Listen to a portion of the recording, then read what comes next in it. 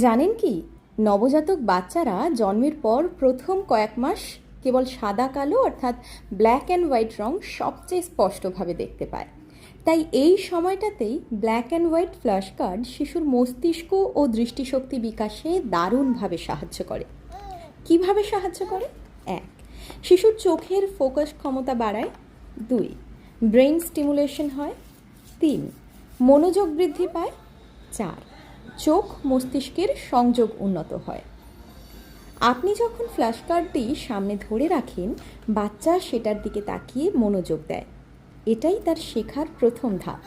এই খেলা মানে শুধু সময় কাটানো নয়, এটা একেবারে বুদ্ধিমত্তা গঠনের বীজ বপন করা। পরামর্শ 3টি। 1. প্রতিদিন 5 থেকে 10 মিনিট সময় দিন। 2. মুখের সামনে 4 থেকে 10 ইঞ্চি দূরত্বে কার্ডটা ধরুন। 3. এক এক কার্ড 5 থেকে 10 মিনিট ধরে রাখুন। বাচ্চার খেলার ছলে শেখা হোক আনন্দের মতো। আপনার ভালোবাসা আর সময়ই তার সবচেয়ে বড় উপহার। শেষ কথা একটাই, শিশুর শুরুর দিনগুলো গড়তে পারে তার পুরো ভবিষ্যৎ। আজই শুরু করুন ব্ল্যাক অ্যান্ড হোয়াইট কার্ড দিয়ে ছোট্ট এক জাদুকরি যাত্রা।